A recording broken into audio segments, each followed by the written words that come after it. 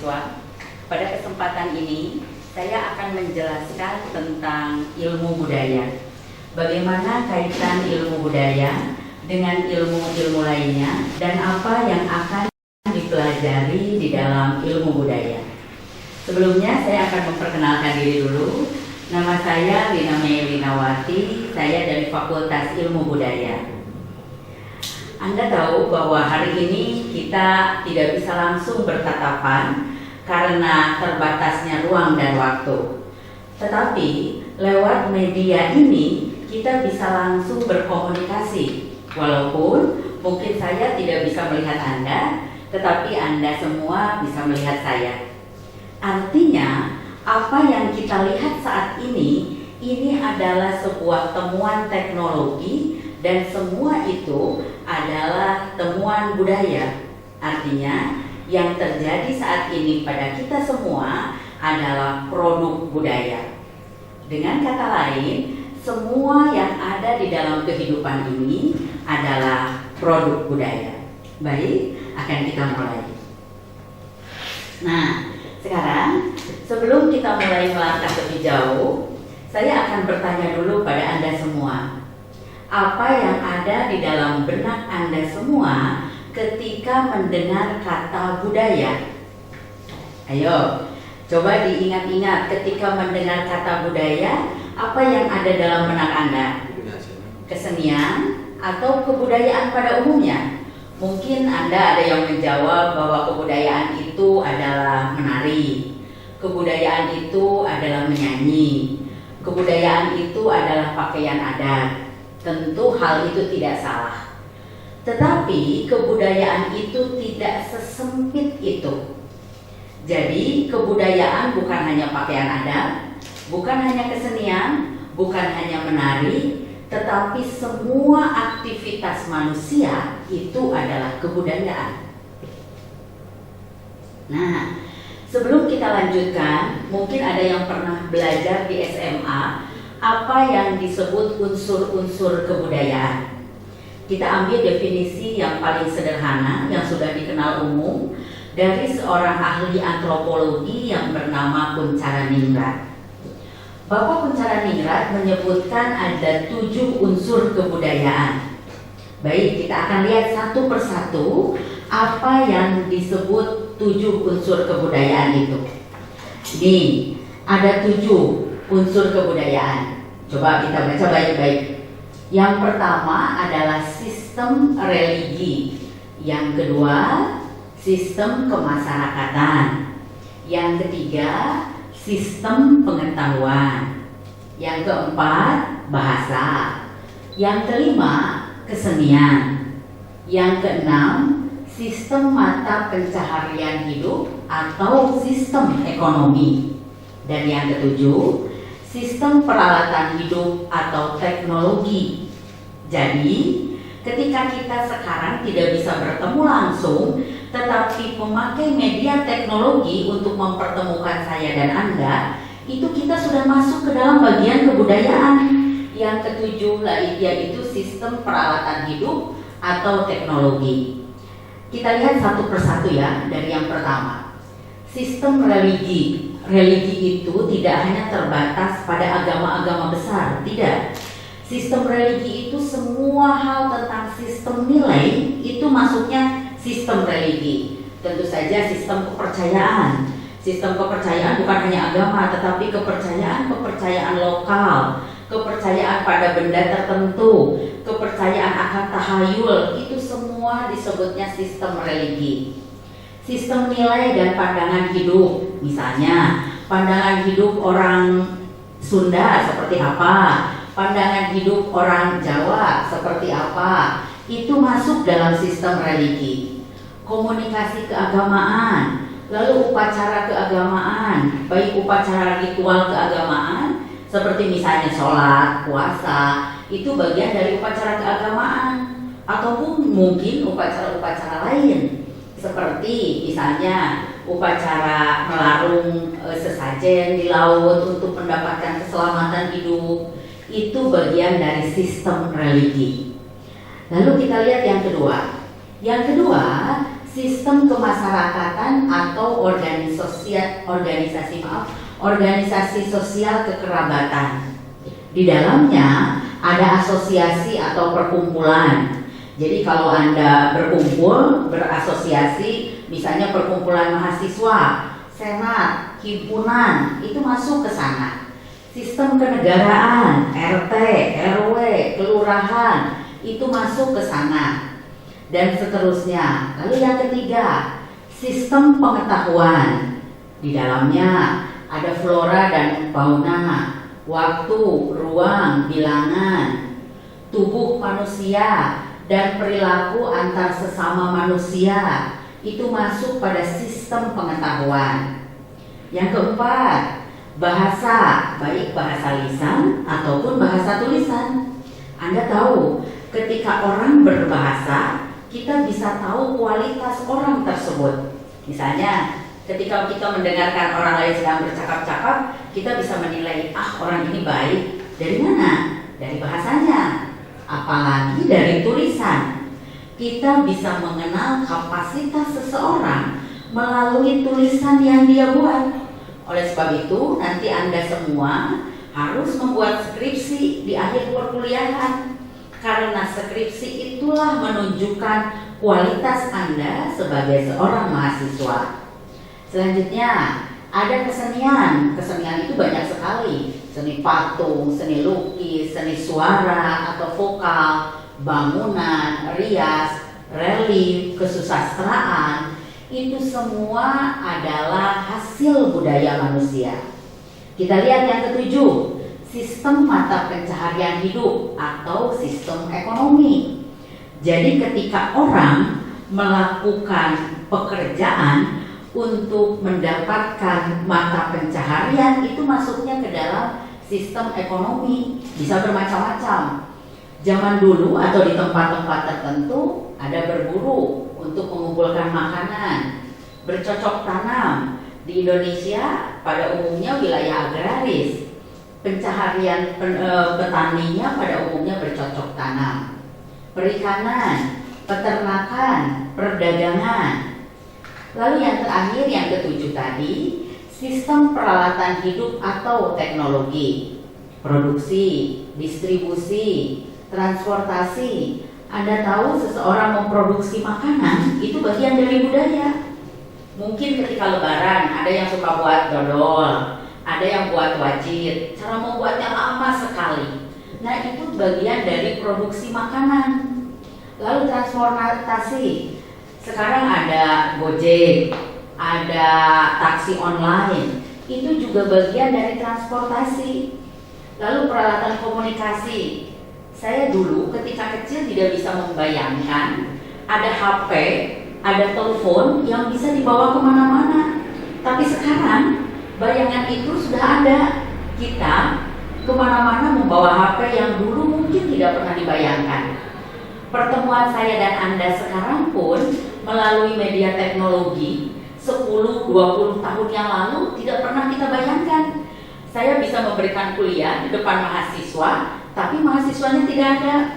Nah, itu bagian dari sistem teknologi. Ada peralatan konsumsi dalam bentuk wadah. Wadah itu tentu saja berkaitan dengan budaya. Kalau Anda datang ke Jepang atau ke Korea, untuk wadah makanan itu semuanya kecil-kecil. Tetapi kalau Anda datang ke tempat-tempat tertentu, wadah makanan juga berbeda-beda. Dibuatnya dari alat yang berbeda-beda. Pakaian dan perhiasan itu juga menunjukkan sistem budaya tertentu. Coba lihat di Indonesia saja yang bermacam-macam suku, pakaiannya berbeda-beda, perhiasannya berbeda-beda. Kita bisa tahu kalau pakaian ini dari Sulawesi, pakaian ini dari Jawa, begitu. Itu masuk ke dalam sistem peralatan hidup. Tempat berlindung atau perumahan. Bila Anda pernah ke Nusa Tenggara Timur misalnya, rumahnya bentuknya berbeda dengan rumah tradisional di Jawa atau rumah tradisional di Sunda. Nah, jadi Anda sudah tahu bahwa semua aktivitas manusia yang dirangkum oleh Bapak Kuncalaningrat menjadi 7, itu disebutnya unsur kebudayaan. Artinya tidak ada satu aktivitas kita yang luput, semuanya bagian dari kebudayaan. Nah, jadi sekarang Anda sekolah di sini, memakai laptop, memakai sepatu, memakai handphone, memakai baju, itu adalah proses dari kebudayaan kita semua. Nah, jadi kita akan simpulkan ya, apa yang disebut dengan kebudayaan. Semua aktivitas manusia itu adalah kebudayaan. Jadi kalau sekarang Anda makan di restoran, lalu sekarang Anda nongkrong di kafe, lalu Anda membaju sekarang modelnya seperti ini dan seperti itu bagian dari kebudayaan. Jadi semua aktivitas manusia itu adalah kebudayaan. Dan ketika kita menganalisis kebudayaan, wilayah ilmunya disebut kajian budaya. Nah, saya akan menjelaskan apa-apa saja yang dikaji dalam kajian budaya. Tapi mungkin Anda semua sudah bisa menebak-nebak, ketika semua aktivitas manusia itu adalah kebudayaan, tentu kajian budaya akan mengkaji semua aktivitas manusia. Betul, seperti itu. Jadi kajian budaya mengkaji semua aktivitas manusia. Nah, sekarang saya beri contoh yang sederhana. Ada beberapa contoh yang kita sampaikan. Ada misalnya sekarang sedang tren atau sedang marak Anda sebagai mahasiswa, para eksekutif muda, ibu-ibu begitu, untuk nongkrong di kafe. Sekarang kan menjadi budaya. Dulu 10 tahun yang lalu itu aneh sekali kalau ada anak-anak muda nongkrong di kafe. Termasuk ketika saya muda tidak ada kafe yang ada di kota Bandung. Mungkin memang hampir tidak ada kafe. Restoran biasanya bukan untuk nongkrong, tetapi untuk makan. Tapi sekarang coba kalau Anda datang di Bandung, misalnya di Jalan Dago saja, banyak sekali kafe. Nah, sekarang kita akan analisis menurut kajian budaya. Nongkrong di kafe itu kita lihat dari berbagai perspektif keilmuan. Kalau dari perspektif budaya, kita bisa lihat bahwa itu adalah tren gaya hidup kota sekarang. Coba kalau Anda ke wilayah pedalaman, misalnya di Papua, atau misalnya ke kota-kota kecil, apakah ada kafe? Tidak ada. Coba ke Jatinangor saja, atau di Tanjung Sari, apakah ada kafe-kafe tempat nongkrong? Hampir tidak ada. Jadi bisa dipastikan itu adalah budaya kota. Budaya kota, tren gaya hidup kota. Mungkin kita bisa melihatnya dari berbagai perspektif. Misalnya, ketika orang janjian di kafe, karena rumah orang-orang kota itu jauh semuanya. Mereka tidak tinggal di tengah kota, tetapi tinggal di pinggiran-pinggiran kota. Hingga ketika bertemu dengan teman-teman harus berjanji di tengah kota tertentu, maka kafe jadi pilihan. Lalu yang selanjutnya, bisa ngobrol tentang apapun, bisa mengerjakan tugas, bisa diskusi. Jadi kafe menjadi pilihan. Itu adalah gaya hidup orang kota. Misalnya lagi, di Jakarta, para eksekutif muda kalau mau pulang ke rumah masih sore. Jadi, dan apa? Kalau masih sore biasanya Jakarta macet sekali. Mereka untuk menunggu waktu biasanya nongkrong di kafe. Baik itu sambil ngobrol, mengerjakan pekerjaan, mengerjakan tugas. Nah, berarti itu adalah budaya kota. Tadi siapa, di mana di kota besar, bagaimana dan mengapa mereka di sana. Ini semua dari perspektif budaya bisa dilihat. Tetapi mungkin orang-orang dari perspektif sosiologi berbeda lagi. Ada pergeseran dari masyarakat agraris ke masyarakat kota, ke masyarakat urban. Dan itu dicirikan lewat nongkrong di kafe tersebut. Lalu misalnya, Anda yang kuliah di Fakultas Ekonomi bisa melihatnya dari perspektif ekonomi. bisa melihat dari daya beli masyarakat.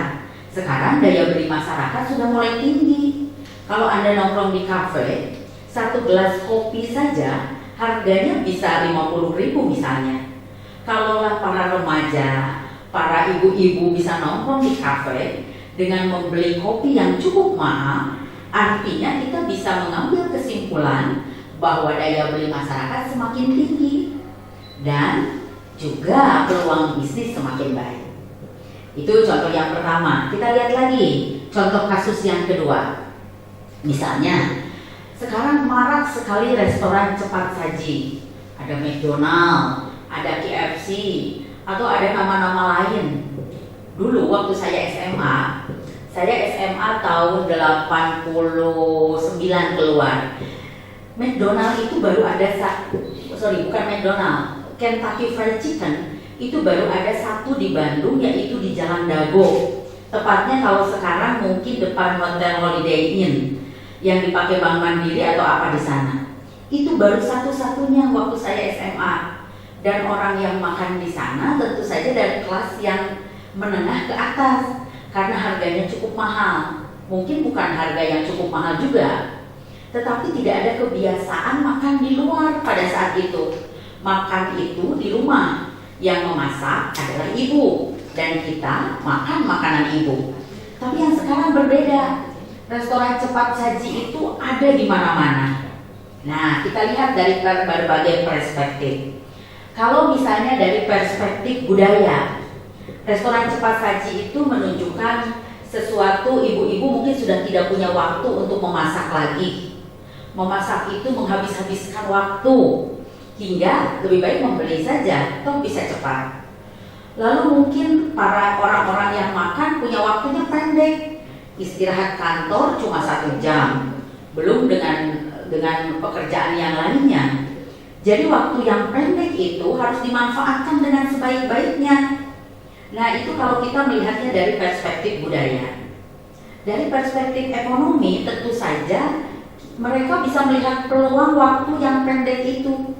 Bagaimana dengan waktu yang pendek bisa dimanfaatkan sebaik-baiknya untuk menghasilkan apapun sebesar-besarnya. Jadi restoran cepat saji kemudian menjadi pilihan. Dari perspektif sosiologi mungkin seperti itu. Sekarang manusia, waktu itu adalah uang, waktu itu sangat berharga. Jadi tidak ada waktu untuk memasak terlalu lama dan lain sebagainya. Oleh sebab itu restoran cepat saji kemudian menjadi pilihan. Sekarang saya beri contoh satu lagi agar Anda semua paham apa yang disebut kajian budaya dan kita bisa melihatnya dari berbagai perspektif. Nah, sekarang contoh yang ketiga adalah telepon genggam. Dulu mana ada orang bawa-bawa telepon sambil jalan-jalan. Saya contohkan ketika saya SMA, itu tidak ada telepon, yang ada itu cuma telepon rumah. Jadi kalau mau janjian sama teman, ya pakai telepon rumah begitu. Lalu tidak ada tapi teman yang terlambat pada saat itu. Tapi kemudian ketika saya kuliah, tepatnya mungkin ketika saya baru selesai kuliah, orang baru marak memakai telepon genggam dan itu juga ukurannya aneh, ukurannya besar-besar sekali dan cukup berat, selain juga cukup mahal. Tetapi sekarang telepon genggam sudah jadi gaya hidup. Coba Anda masuk ke bis kota, Anda masuk ke kereta api, tidak ada orang yang tidak pakai telepon genggam. Bahkan tukang bakso di dekat rumah saya, kalau kita mau nanya si Mang itu sedang ada di mana, itu pakai telepon genggam. Artinya telepon genggam atau HP sudah bukan menjadi barang mewah, tapi sudah menjadi kebutuhan sekarang. Nah, kita bisa lihat dari perspektif budaya. Malah sekarang ada orang yang sangat kecanduan HP. Pokoknya hidupnya menjadi tidak tenang kalau HP-nya tertinggal. Saya juga mungkin begitu, lebih baik tertinggal dompet daripada tertinggal HP. Karena HP itu menjadi bagian penting. Mungkin rahasia Anda ada di dalam HP. Mungkin alamat-alamat penting Anda ada di dalam HP yang tidak mungkin diingat begitu. Jadi ketika hilang HP atau tertinggal HP, mungkin separuh nyawa Anda tertinggal juga begitu. Nah, jadi dalam perspektif budaya, HP itu sudah menjadi kebutuhan. Orang sudah melihat HP itu kebutuhan bukan lagi barang mewah, mungkin juga bukan lagi satu-satunya alat komunikasi, tetapi lebih dari sekedar alat komunikasi. Dari perspektif ekonomi mungkin bisa melihatnya berbeda. Anda yang orang-orang fakultas ekonomi tahu bagaimana melihat HP dari perspektif ekonomi, selain juga gaya hidup. Misalnya, saya pernah menemukan sebuah penelitian di tingkat S2, bagaimana orang-orang yang memakai Samsung, tidak apa-apa ya saya menyebut merek, dengan orang-orang yang memakai iPhone. Itu ada ciri khas tersendiri. Kelompok orang yang memakai Samsung itu seperti ini, katanya kelompok orang-orang tua yang sedikit gaul begitu, tetapi yang iPhone biasanya anak-anak muda begitu. Nah, itu juga bisa dilihat bagaimana kemudian HP juga menunjukkan gaya hidup. Begitu juga dari perspektif yang lainnya bisa Anda lihat. Nah, sekarang saya sudah mencontohkan 3 kasus di dalam kajian budaya. Sekarang apa yang ada dalam pikiran Anda tentang kajian budaya? Tadi sudah saya jelaskan bahwa kajian budaya bukan lagi mengkaji kesenian, bukan lagi mengkaji tarian, tapi semua aktivitas manusia. Nah, tadi sudah dicontohkan 3 hal. Sekarang sudah mulai paham kan apa yang disebut dengan kajian budaya. Jadi, kajian budaya itu mengkaji semua aktivitas manusia. Lalu, kajian budaya bukan hanya sekadar mendeskripsikan, melainkan mengkritisi. Jadi tidak sampai pada mendeskripsikan saja, misalnya begini, oh sekarang itu banyak restoran cepat saji. Lalu restoran cepat saji di Bandung ada sekian ratus. Orang-orang yang nongkrong di sana biasanya anak-anak muda. Mereka biasanya nongkrong untuk makan siang. Kalau itu sampai pada deskripsi saja. Kajian budaya tidak sampai pada itu, tetapi harus mengkritisi. Mengkritisinya bagaimana?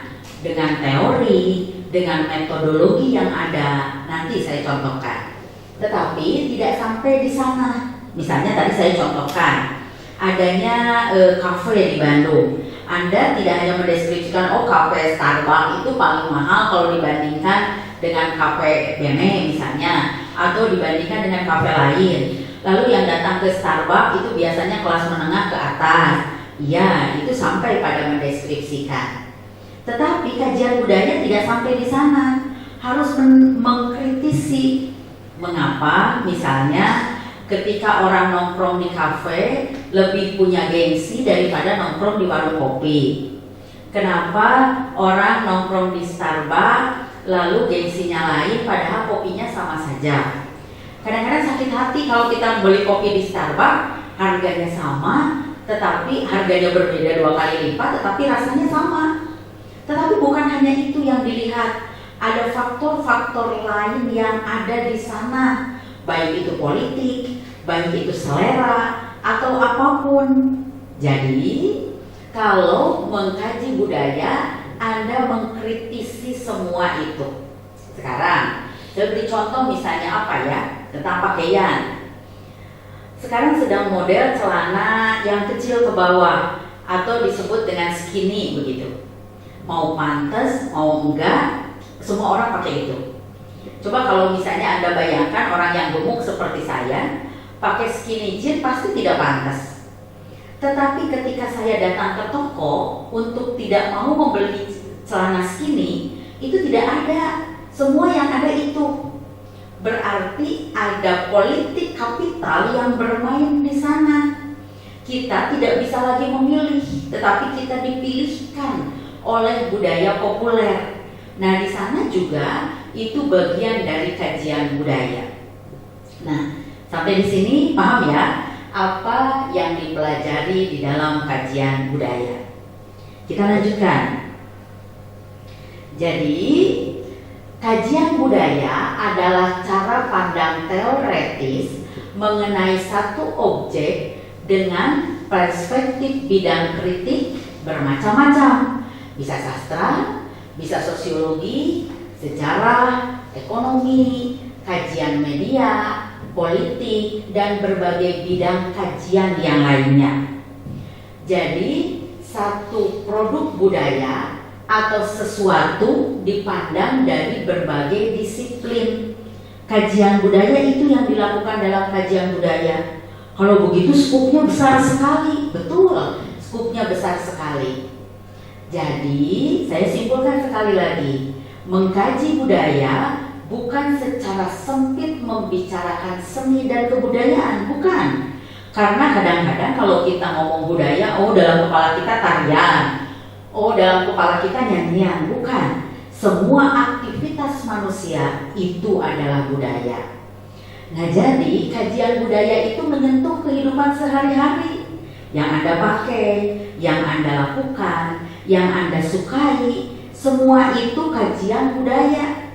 Misalnya, Anda sekarang bisa melihat di televisi, terutama televisi tertentu sedang menyiarkan kasus Jessica. Anda bisa melihatnya dari perspektif budaya. Mengapa kasus-kasus seperti hanya kasus Jessica yang ditayangkan di televisi? Lalu kalau Anda melihatnya dari kasus ekonomi, oh karena ratingnya tinggi. Kalau ratingnya tinggi akan menghasilkan iklan. Kalau menghasilkan iklan tentu menguntungkan untuk televisi. Lalu kalau Anda melihatnya dari kajian media, kok hanya media itu yang menayangkan kasus Jessica? Jangan-jangan dia punya kepentingan. Nah, jadi kepentingan itu kemudian menjadi politis. Itu yang dikaji oleh kajian budaya. Nah, kita lanjutkan lagi.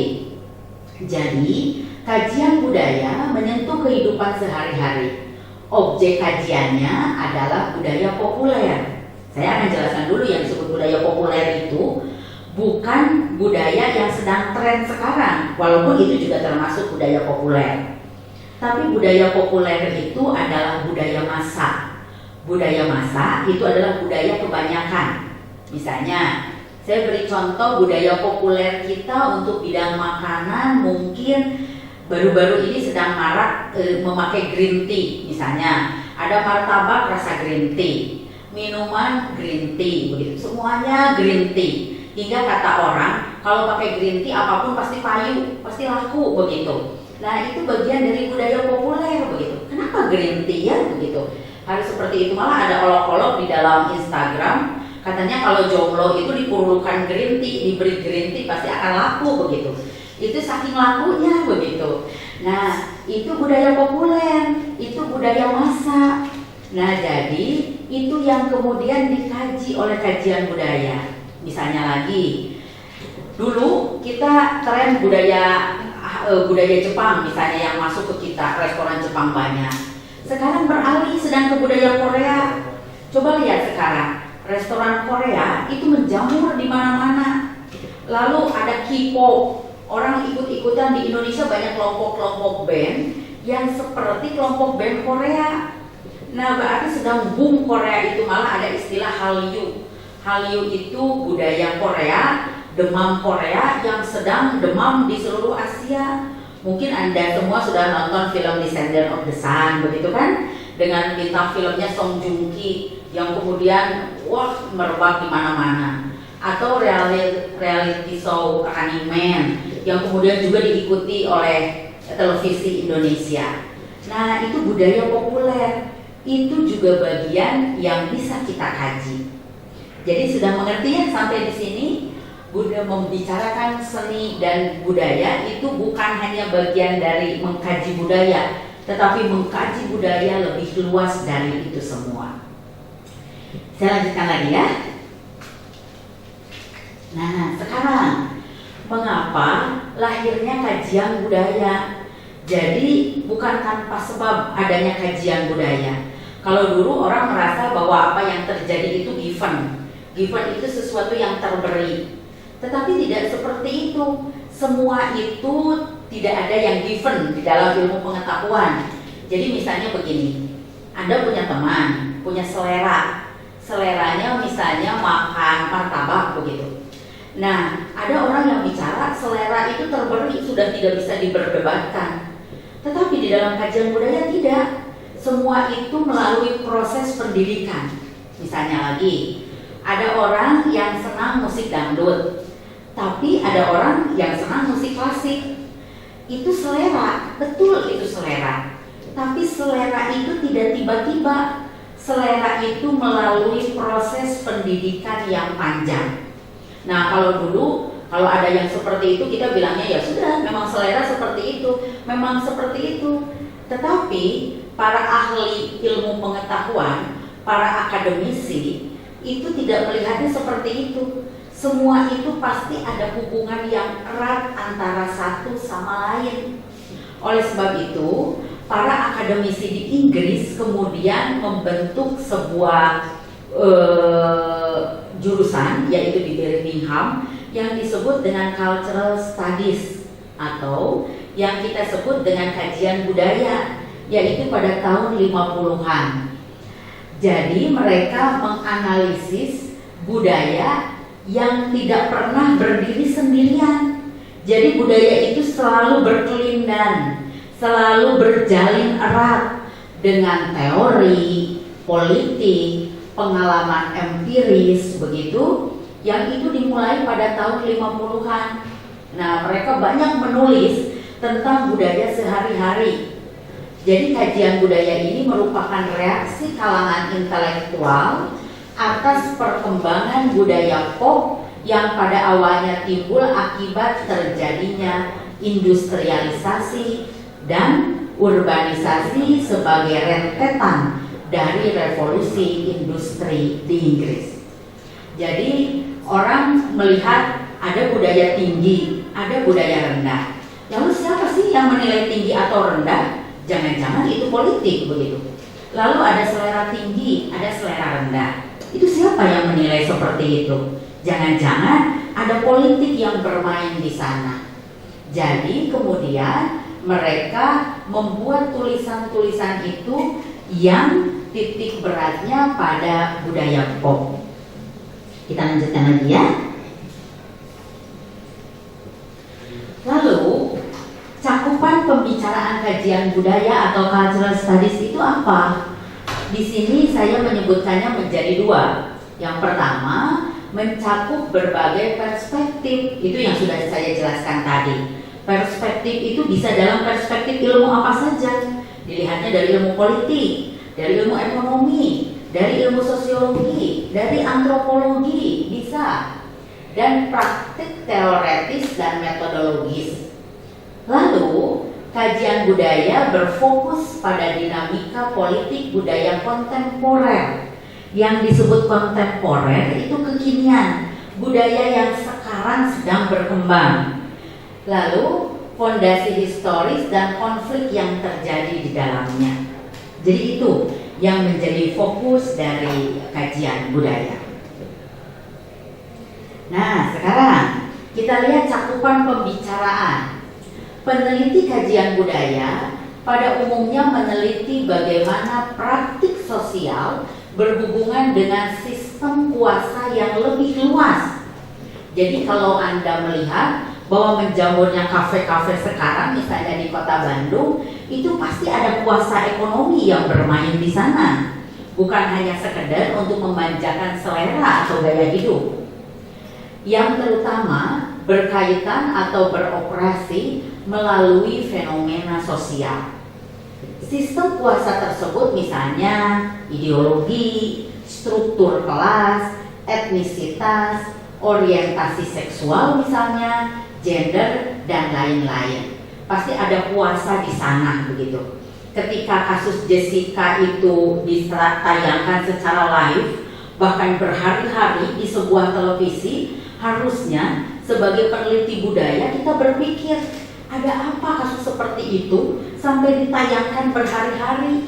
Ada ideologi apa yang ingin disampaikan oleh media itu hingga berjam-jam hanya menayangkan kasus seperti itu?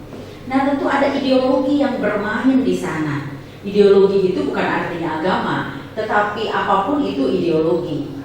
Nah, jadi seperti itu. Lalu ada struktur kelas tinggi dan kelas rendah. Siapa yang menempatkan seseorang itu punya kelas tinggi atau kelas rendah? Misalnya, ketika orang memakai pakaian dengan merek tertentu, apakah bisa kita masukkan dia dalam kelas tinggi atau tidak misalnya? Lalu misalnya etnisitas.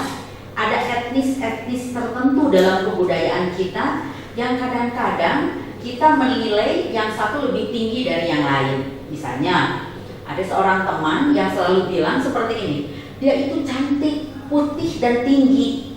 Jadi konsep cantik di dalam kepalanya putih dan tinggi. Kalau dia punya penilaian seperti itu, jangan-jangan kepalanya punya ideologi tertentu yang selama ini dikooptasi oleh apapun hingga menghasilkan konsep cantik itu putih dan tinggi. Jangan-jangan ideologi penjajah yang menjajah kita bukankah orang-orang Eropa yang putih dan tinggi. Jadi konsep seperti itu perlu dibongkar dalam kepala kita. Mungkin Anda tahu, pernah melihat iklan Pond's di televisi, iklan untuk memutihkan kulit. Di sana iklannya begini, ketika kulitnya hitam, pacarnya diputuskan. Tetapi ketika kulitnya menjadi putih, pacarnya menyesal karena sudah memutuskan. Itu secara tidak langsung iklan itu memberi ideologi kepada penonton bahwa yang cantik itu putih. Sebetulnya ideologi itu membodohi dan menyesatkan. Tetapi kita terlanjur punya penilaian seperti itu. Akhirnya penilaian itu menjadi umum. Kita tidak kritis lagi bahwa yang kulitnya coklat juga cantik, bahwa yang kulitnya hitam juga cantik, bahwa yang rambutnya keriting juga cantik. Nah, pemikiran seperti itu yang dibongkar oleh kajian budaya. Sama seperti musik dan lain-lain. Siapa yang menentukan bahwa musik klasik itu lebih rendah dari musik dangdut? Sorry, terbalik. Siapa yang bisa menentukan kalau musik klasik itu lebih tinggi dari musik dangdut? Hingga orang yang suka musik dangdut disebutnya kampungan begitu. Nah, kajian budaya membongkar itu semua. Siapa sih yang membuat kelas-kelas seperti itu? Dan atas dasar apa itu kemudian dikelompokkan? Lalu orientasi seksual begitu. Kita tahu ada laki-laki, ada perempuan, ada heteroseksual. Lalu sekarang ada gay, ada lesbian misalnya. Itu juga bagian yang diteliti oleh kajian budaya. Mengapa itu terjadi dan fenomena apa sebetulnya yang sedang berkembang? Gender juga lain-lain. Nah, gender ini juga terekam dalam banyak hal, dalam karya sastra, dalam apapun. Banyak orang salah kaprah mengenai kodrat misalnya. Orang selalu bilang kodrat perempuan itu di rumah, kodrat perempuan itu di dapur. Itu bukan kodrat, itu konstruksi sosial. Kodrat perempuan itu punya payudara, itu kodrat. Kodrat perempuan itu bisa melahirkan, itu kodrat. Tetapi kalau misalnya siapa yang harus naik tangkal itu, naik pohon itu laki-laki atau perempuan, itu bukan kodrat. Siapa yang bisa saja, yang bisa menyetir mobil lebih jago bukan hanya milik laki-laki, boleh laki-laki, boleh perempuan. Yang bisa memasak bukan perempuan saja. Sekarang chef-chef terkenal itu banyaknya laki-laki. Artinya pemahaman tentang gender juga harus diredefinisi ulang. Nah, itu semua dikaji dalam kajian budaya. Jadi kajian budaya itu cukup luas, mengkaji banyak hal yang berkaitan dengan aktivitas manusia. Sekarang saya beri contoh satu teori yang biasa dipakai di dalam mengkaji budaya. Salah satu teorinya disebut teori strukturasi. Teori strukturasi ini disampaikan oleh Pierre Bourdieu. Dia seseorang sosiolog dari Perancis. Dalam strategi kekuasaan, katanya Bourdieu melihat selalu ada strategi kekuasaan di dalam sebuah struktur. Nah, ini dipinjam dari ilmu sosiologi menjadi teori budaya. Kita lihat apa yang disampaikan Bourdieu. Seperti tadi saya bilang di awal, teori itu kadang-kadang diambil berdasarkan pengalaman empiris atau pengalaman seseorang, kemudian pengalaman itu dirasakan oleh banyak orang dan jadilah teori. Nah, saya akan menjelaskan dulu siapa Bourdieu. Perjalanan intelektual Bourdieu dipengaruhi keprihatinan mendasar terhadap lingkungan sosial dan hasrat terhadap perubahan. Nah, coba ini Anda baca di sini yang kedua. Pengalamannya sebagai bagian kelompok sosial yang didominasi, lalu bisa mendapat promosi sosial yang diperoleh melalui sekolah, universitas, dan status intelektual, membuka segi-segi kehidupan sosial yang tidak dilihat oleh intelektual lain. Anda paham tidak pernyataan di sini? Kalau tidak paham, saya beri contoh yang real saja. Misalnya ada seseorang yang sekolah, bapaknya pejabat, kaya, lalu kemudian bapaknya punya pengaruh. Tentu saja anak itu tidak harus berusaha keras untuk menunjukkan siapa dirinya, karena toh dia anak seseorang yang sudah dikenal orang begitu. Coba kalau ada seorang mahasiswa dari kampung, anak petani, miskin pula begitu, dia pasti usahanya berbeda untuk sejajar atau untuk dikenal orang. Nah, Bourdieu ini dari kelompok yang seperti itu. Mungkin kita yang tidak seperti dia, kita tidak merasakan perjuangan yang dia lakukan. Misalnya kalau kita bisa makan sehari 3 kali, mungkin orang-orang yang tidak punya uang hanya makan 2 kali saja sehari. Tapi perjuangan itu tidak kita rasakan, karena di kita bukan dia. Nah, Bourdieu itu seperti itu, dia hidup dari didominasi. Ketika hidup dengan didominasi, dia berpikir, bagaimana ya saya bisa setara dengan orang lain. Yang dia capai yang pertama adalah melalui sekolah. Ketika dia sekolah, dia mencapai gelar yang paling tinggi, dia bisa sejajar dengan orang lain karena sekolah begitu. Nah, berarti apa yang dilakukan oleh orang itu berbeda-beda. Orang yang mampu sama-sama misalnya pada sekolah yang paling tinggi, tetapi usaha yang dilakukan atau pengorbanan yang dilakukannya berbeda. Karena berbeda itu dia menghayati itu. Kemudian penghayatannya itu dipakai menjadi sebuah teori. Karena orang banyak merasakan itu, tetapi mungkin orang tidak berpikir untuk menjadikannya teori, kemudian dia berpikir untuk menjadikannya teori. Nah, jadi dalam semua masyarakat selalu ada yang menguasai dan dikuasai. Memang seperti itu dimanapun, selalu ada yang menguasai dan dikuasai. Dalam struktur apapun, di sekolah ada senior, ada junior. Walaupun umurnya sama karena masuknya berbeda, ada tingkatnya jabatan yang tinggi, ada yang lebih rendah lagi. Itu semua di dalam masyarakat seperti itu. Jangankan dalam masyarakat, dalam keluarga saja ada keluarga. Siapa yang biasanya mendominasi di rumah? Biasanya ayah misalnya, walaupun kadang-kadang ayahnya juga didominasi oleh ibunya begitu ya. Lalu anak yang paling besar misalnya biasanya mendominasi adiknya begitu. Nah, hal-hal yang seperti itu ada dimanapun. Nah, katanya menurut Bourdieu, hubungan dominasi ini tergantung pada situasi, sumber daya atau kapital, dan strategi pelaku. Sekarang saya sebagai dosen misalnya, situasi saya mengharuskan saya sebagai dosen, lalu saya bisa menguasai kelas. Tetapi coba, kalau saya datang ke Papua, orang tidak tahu saya sebagai apa, mungkin situasi itu tidak bisa saya seperti yang saya lakukan di kelas, karena situasinya sudah berbeda. Kalau misalnya Bapak atau Ibu Anda di rumah berkuasa, tetapi di kantor dia hanya seorang bawahan, kekuasaannya itu akan berbeda karena berdasarkan situasi yang berbeda pula. Jadi orang itu bisa mendominasi karena situasi tertentu. Lalu saya misalnya menikah dengan, saya anak pertama, saya kadang-kadang menguasai di rumah karena saya anak pertama. Tetapi ketika menikah misalnya, karena suami saya anak bungsu, kemudian saya dikuasai oleh kakak-kakaknya, dan kemudian saya tidak punya suara di depan keluarga suami saya misalnya, itu karena situasi mengharuskan begitu. Lalu orang bisa mendominasi karena punya kapital. Kapital itu modal atau sumber daya. Menurut Bourdieu kapital itu ada 4. Ada kapital ekonomi yaitu uang, kapital budaya bisa sekolah, bisa gelar, bisa keturunan, itu kapital budaya. Kapital sosial, kenalan, pekerjaan, itu kapital sosial. Dan kapital simbolis kata Bourdieu. Dan strategi pelaku, bagaimana dia bisa berstrategi dengan semua yang dimilikinya. Orang mungkin tidak pintar benar, mungkin tidak kaya, tetapi kok dia bisa menguasai orang lain? Karena dia bisa memainkan strategi. Baik juga misalnya di dalam dunia ekonomi misalnya, coba Anda lihat makanan apa ya yang sedang tren sekarang, misalnya seblak begitu. Seblak itu kan enak tidak begitu, tetapi bergizi tidak, tetapi dia bisa memainkan pasar, laku di setiap kampus, di setiap sekolah, semua tukang seblak pasti laku begitu.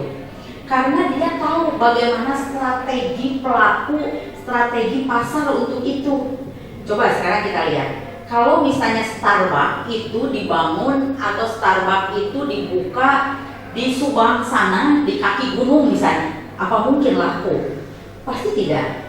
Starbucks itu laku karena dibuka di kota. Sekarang coba Anda lihat, Anda yang kuliah di Fakultas Ekonomi yang di Pati Ukur, sekarang Starbucks itu ada di Pati Ukur. Karena tahu yang akan datang ke sana adalah mahasiswa Unpad kelasnya di sini. Jadi cocok kalau ada Starbucks di sana begitu. Coba kalau Starbucks itu ada di Ranca Ekek misalnya, atau di mana yang lebih jauh lagi, apa mungkin laku? Mungkin juga tidak. Nah, itu disebut dengan strategi pelaku. Nah, jadi seperti itu yang dipelajari dalam kajian budaya. Sekali lagi ya, saya jelaskan, sekali lagi saya tekankan bahwa semua aktivitas manusia itu dipelajari di dalam kajian budaya. Lalu sekarang, apa kaitannya dengan ilmu ekonomi? Sebelum saya mengakhiri perkuliahan ini, saya akan mengaitkan dengan ilmu ekonomi. Sekarang, misalnya begini. Secara ekonomi, kalau Anda membangun jembatan layang, itu akan mempercepat transportasi. Tentu saja itu yang pertama. Kalau Anda membangun jembatan layang misalnya, ekonomi akan lebih meningkat. Tentu saja. Tapi coba Anda bayangkan kalau para pemborong bangunan itu membangun jembatan layang di Baduy. Apakah mungkin secara ekonomi akan bernilai ekonomi? Kayaknya tidak. Orang Baduy itu punya kepercayaan berjalan kaki untuk mereka itu adalah sesuatu yang paling baik. Mereka punya keyakinan tidak boleh naik kendaraan, tidak boleh menumpang. Jadi apa yang mereka lakukan jalan kaki. Jadi sia-sia kalau Anda kemudian membangun jembatan layang atau jalan tol misalnya di Baduy. Nah, itu juga yang harus diperhatikan. Yang lain lagi, misalnya Anda membuka restoran roti, tetapi yang mayoritas penduduknya tidak makan roti, itu juga sia-sia. Karena itulah kita harus mengetahui budaya untuk bisa mengembangkan ilmu yang lain. Satu contoh lagi, misalnya sekarang lagi tren baju warna oranye misalnya, atau warna-warna pastel. Sekarang coba kalau Anda datang ke mall, itu warna pastel yang sedang banyak. Lalu kemudian Anda akan membuka warna pastel, akan menjual baju-baju warna pastel di Baduy. Tidak akan laku juga, karena di Baduy orang-orangnya memakai baju hitam. Nah, berarti pengembangan ekonomi itu jelas harus melihat strategi pasar. Strategi pasar atau strategi budaya. Jadi budaya apa yang berkembang di sana hingga Anda bisa mengembangkan hal-hal lainnya untuk itu semua. Dengan kata lain, dengan memahami budaya, Anda memahami manusia.